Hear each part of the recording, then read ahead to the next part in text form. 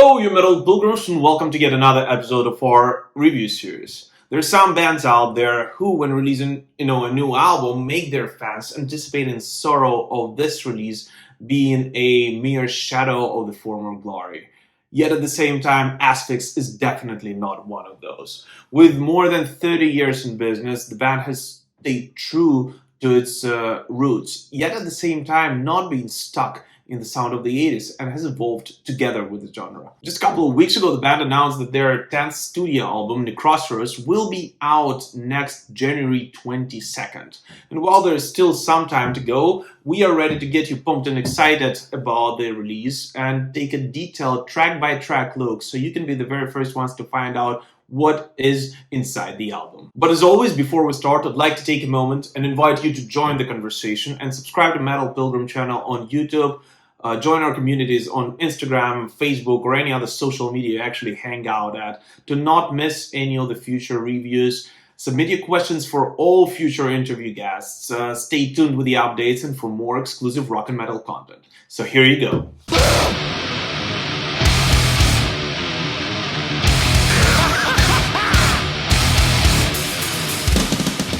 Actually, last week I had a pleasure of welcoming Martin on the show and speaking to him about Necroceros, lineup changes, and much more. So if you haven't yet, make sure you check it out in addition to this video. The album's opener, A Soul Cure is Death, starts with a heavy blast with all instruments going all in from the very first notes. No acoustic intro, no soft guitar riffs in the very beginning.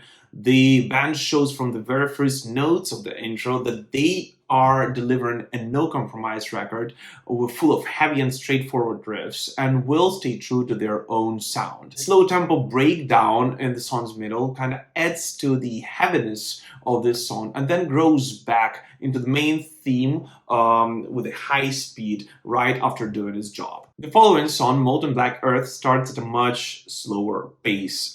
Several tempo changes add diversity to the song's sound and attribute to its dynamics. Both Stefan Huskins and Alwyn Zur will work well in synergy to, create this powerful and vigorous rhythm section on this composition. The variety of structural and rhythmical changes created by the two allow Paul Bynes to mature the main song's theme and expand on it without sounding, too repetitive and monotonous at the same time. Mount Skull could easily be a marching song for the army of the dead out of the Lord of the Rings. Third book, check it out.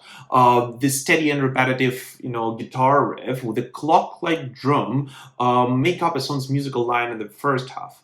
Yet, by the song's equator, the line grows in both weight and and speed, and develops into the skiller bash with all instruments going all in with all guns blazing. And the simple guitar solo concludes this headbanging breakdown just to lead into this main theme once again. A great track. The following track, Knight's Templar Stand, opens with a sketchy guitar riff that gets interwoven into the song's melody through the entire track. If not to take vocals in consideration, this song actually is somewhat reminiscent of the early thrash metal era. Heavy bass part contributes to the guitar line, similar to what has been masterfully done by the legendary Lemmy for many years, not allowing any empty spots in the song's sound. The epic intro in 3 Years of Famine will give you shivers from its very first notes.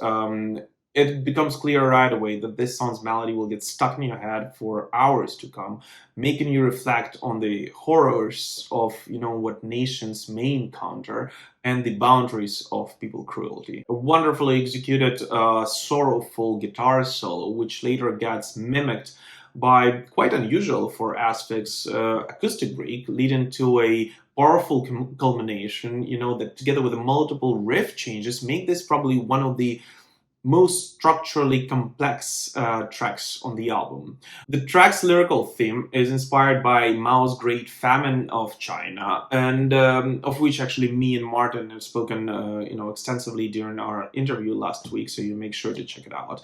And together with the song's melody, it paints, a desolate picture of sorrow and devastation in your head. And especially to me, as a Ukrainian who's been exposed to the sorrowful stories of Holodomor, this actually is by far the most powerful track on the album. The following song, Botox Implosion, actually was released as one of the singles to the album. This rapid and roaring song with simple yet very aggressive guitar riffs is probably one of the most dynamic ones on the album.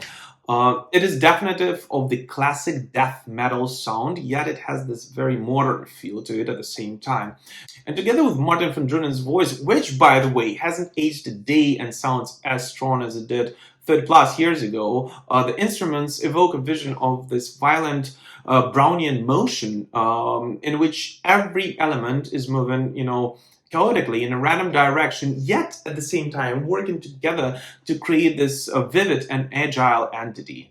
Slow and steady in blazing oceans is simple in its structure.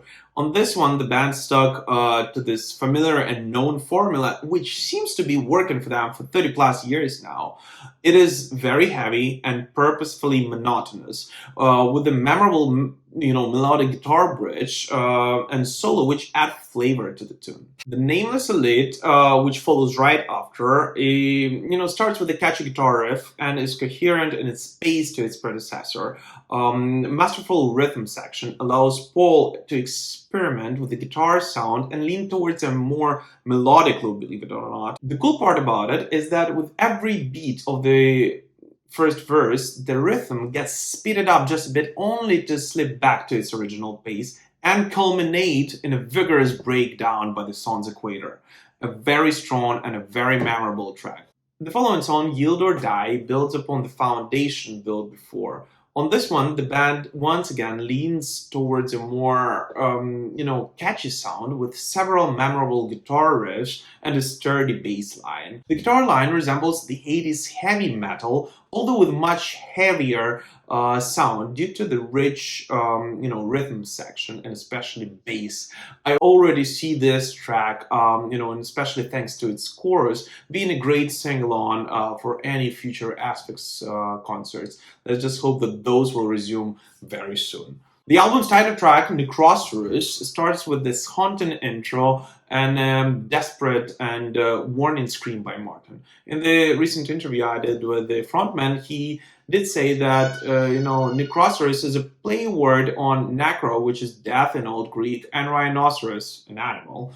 And he envisioned this as this deadly entity from forgotten and a faraway galaxy, which is heading towards the Earth and ready to destroy everything, our world. And this is exactly the image that is being painted by the music, actually. The bass guitar has been purposefully placed on the forefront of the song's sound, adding, to its richness and making it significantly heavier. Repeated guitar riff creates a gloomy atmosphere, and several musical bridges and melodic offshoots only actually amplify the above anguished imagery. Overall, this is a very coherent and consistent record. The band delivers a powerful material to its fans, with an archetypal mix of slow doom metal and very fast and aggressive riffs at the same time. And yet, Asphyx is not afraid to experiment, and explore new musical horizons while staying true to its, own sound. This will definitely be enjoyed by any long-time Asphyx fans and will be actually a good intro point for the new ones. Aggressive, powerful, and vigorous. Check it out.